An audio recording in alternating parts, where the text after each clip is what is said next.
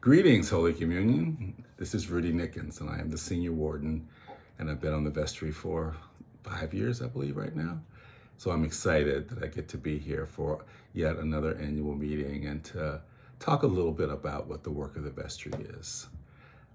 Just about me, I realize that this begins the beginning of my 25th year of being a part of the Holy Communion family. It's hard to believe it's been a quarter of a century so far. I remember walking into the church and just coming as a visitor, just coming to check something out and hang out. And I came 3, 4, 5 times in a row. And Karen Sturbins came up to me one day and said, "Okay, what are you waiting for? Why don't you just come on and join us and be a part of the family?" And I couldn't think of any reason why I shouldn't. It just made perfect sense. And I don't know if I was waiting to be asked or just hadn't gotten there on my own, but I will always appreciate Karen Sturbins for helping me cross the line into being fully all in at Holy Communion. No regrets. It was then and still is a wonderful place for me to be. As a senior warden, this last year has been, as we all know, lots to go on. The world continues to change. I think our parish's gradual, thoughtful re-entry into contact with each other in this COVID period of life. We know the pandemic isn't over, that the virus continues to do its thing and cause harm in people's lives, and we have to remember to continue to be cautious and vigilant. But I've really appreciated that we have, through lots and lots of leadership, and particularly the pandemic response team of the church, figured out safe and thoughtful ways to be together. It is good to be back in the building. It is good to be back in contact, physical contact with one another. I've missed a lot of being together. The annual meeting last year, from that point to this point, so much has changed. It's really amazing. The work of the vestry continues to grow. We have a very strong and committed group of members. I'm always delighted at how responsive and responsible and serious and thoughtful the vestry is. We all know that the last spring brought a sudden change to the church, and we had to think on our feet and act quickly about how to make sure that the business of the church and the spirit of the church continue to be handled quickly. So I will never forget the responsive, immediate, supportive, unflinching leadership shown by our clergy staff, Julie and Chester, and all of our staff. Just one of the most impressive things of all was seeing how in the midst of change, I don't think I'm going to call it crisis, it's just change. In the midst of change, we have to be flexible. As they say, everything must change. Nothing stays the same. And we got to see what that was like in our leadership and I think our support and care and love for each other, and especially for our rector, shone through during that time last year.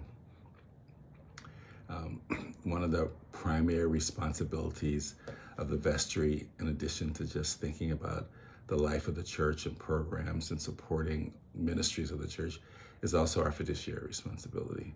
How do we think about making sure that money is not an obstacle from having everyone have everything that they need programmatically, that the staff is supported, that we do what we can to make sure that we are responsible stewards of the money that is given to us by our parish, and that we continue to think about ways to increase that so that we can be more effective. The economy has changed. Things are going up. The cost of business is going up. The cost of supporting people is going up. Everything that we've dealt with, there's been some fiscal note associated with it. The pandemic caused us to lose some income from our tenancies. So I think the charge going forward for the next year for the vestry is to really dig deep, dig down, and think about how do we engage with each other, with the whole parish, about thinking about what we can do to ensure the long financial security of the church. We're not in trouble. There's nothing bad going on. It's just that we know the world is costing more to be a part of. And it is our commitment to be able to keep things going, not just keeping the doors open and bare bones, but to be able to thrive. Churches aren't thriving all over the United States these days, and it takes a lot to be able to say, we want to be a thriving community. So one of the things that we get to do is think about how each of us owns responsibility to support the church and for giving and giving of our time, giving of our talents, giving of our resources. All that's, I think we'll see more and more of the next year of the vestry asking for help, engaging people and bringing your best thoughts and your best ideas on how we can make sure that the finances of the church are well met. I really want to appreciate the people who during last spring's challenge stepped up to new levels of volunteerism, of care, of support, of showing up, of being there to engage with the bishop and the bishop's staff to make sure that everybody understood what was going on and how we could move forward. I think we emerged on the other side of it clearer, stronger, and more connected. I hope that we continue to do that with any challenge that comes our way. I want to welcome the new members to the vestry. I want to say thank you to the members who are exiting the vestry, particularly to special thanks to Brian Barnhart, who has been the best champion for our finances that we could ever have wanted.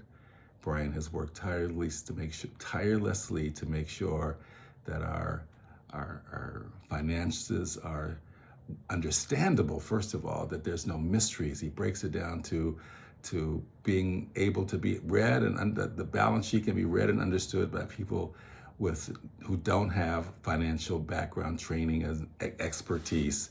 It's accessible, and that makes a huge difference. And Brian has done it with grace and passion and care that has shown through everything. And so, Brian, thank you for all your years of work as a part of the vestry, and particularly as the head of our finance team. And to Pat Reddington, I've been on a lot of boards. I still am on a lot of boards in my life, and it takes really a lot for someone to track the details, the details of what was said and done, what was acted upon, to make sure that we are not just compliant with the rules and regulations, but we're efficient and effective in how we communicate about them. Pat, as the secretary of the vestry, has like always been so impressive with the best minutes ever, being able to be concise and succinct about what was said in a room where people were sometimes just brain dumping and thinking out loud and stream of consciousness talking, and then you get these minutes back from Pat and go, oh, that's what happened. So I really, really appreciate that gift that you have and that way of your service showing up in this way and many others.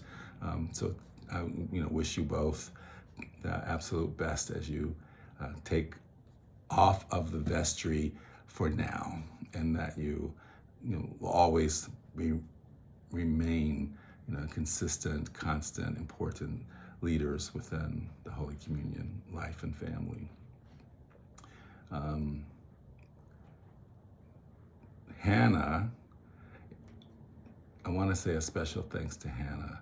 The business of running the church, as the administrator of the church, has been, what's the word I'm looking for? Hannah's been the glue. Hannah's been,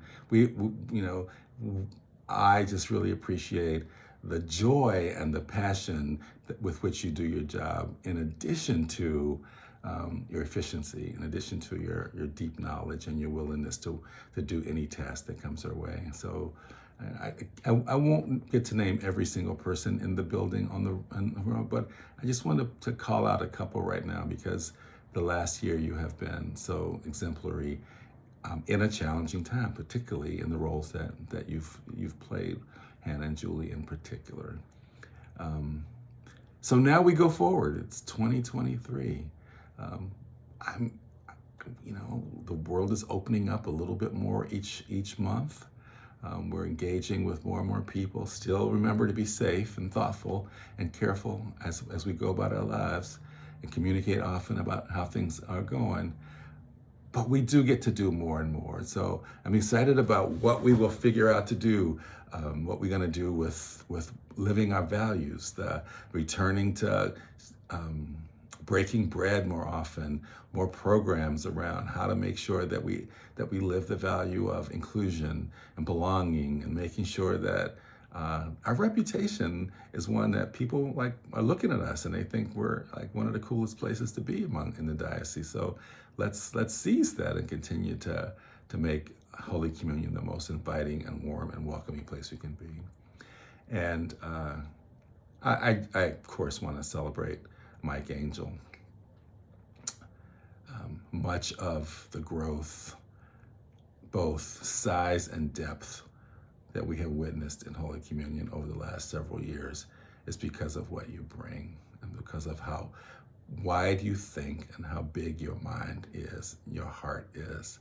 As a diversity practitioner, I'm constantly looking around for things that are happening in the world, or making sure that people I care about or people in leadership positions are aware of this thing, or this thing that's happening. And so I just periodically send out text messages to people in my life who I think, oh, you should know about this, or I want to make sure you know about that.